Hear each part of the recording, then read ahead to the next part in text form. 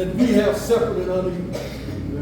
And so that's my biggest concern with it is that this guy who I don't want to talk about it because all he's doing is drawing attention away from the real problem. Now I'll give you one example and I'll leave it alone. Listen, if you're going to attack the school, I don't mean the home, you're going to attack the schools board that has the worst problems.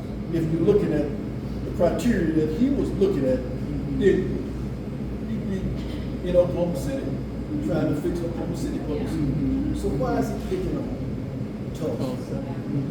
Keep that in mind. I'm not saying we don't have problems. Listen, we do have problems, and I know we can solve those problems, but we're not going to solve them trying not to teach slavery, trying not to teach history the way we talk, those kinds of things. We're just not going to be able to do it. So I hope that we can get more.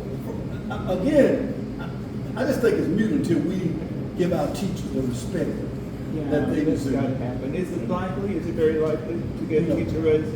They'll get a little more. Every year, they get a little more. But they're suffering. And our education system is suffering. I know. And they don't care as long as they can open up and put you on night and make them remember. And we're the only state in the union that's trying to fund a religious school with public school funding. And the Constitution says no. Yeah. And yet, Oklahoma State Board of Education approved it. Yeah, I know. Yeah. What can we do as citizens? How can we impact change with how policy is being developed for, well, so many things in Oklahoma City, but starting with education? One, you gotta talk to folks like me a lot more. You gotta talk to your elected officials. You gotta fuss at me a lot more. You gotta make me do the things that stand up, particularly somebody like me who's out of office. I'm not running. I don't have to run any more campaigns anymore. I'm not running for anything except the House. I'll be 70 next year. All I want to do is enjoy myself. And they good looking women. So listen, at my age, So I think what we need to do is to be more vocal, be more present, be more aware.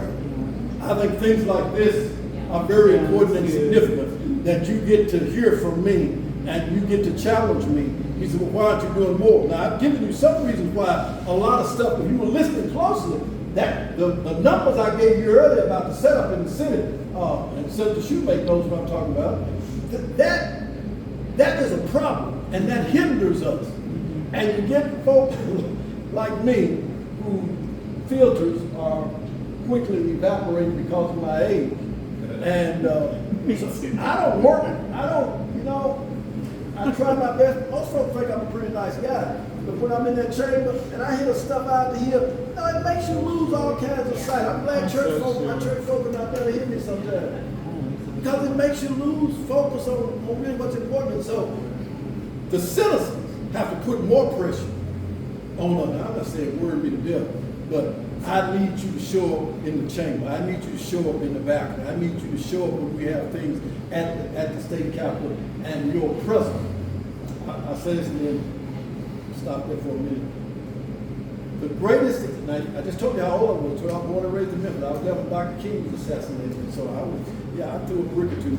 I got a whooping with it at home. I threw a brick or two during 68. I was in 8th grade. Listen to me. One of the greatest examples of democracy in my lifetime that I've ever seen was stepping over teachers to get to my office a few years ago.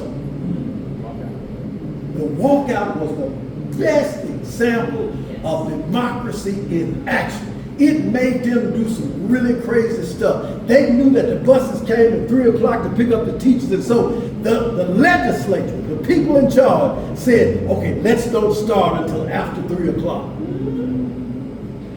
Some legislators closed their doors so that teachers couldn't come in and speak to them.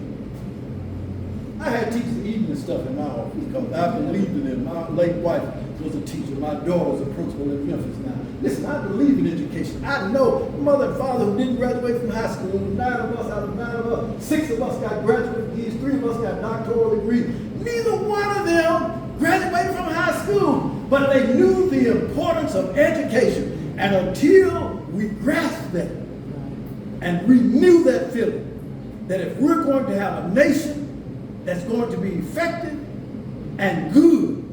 Education is already the foundation. That's why it's constitutional that every child in the United States of America gets an education. And you don't need a voucher to do that.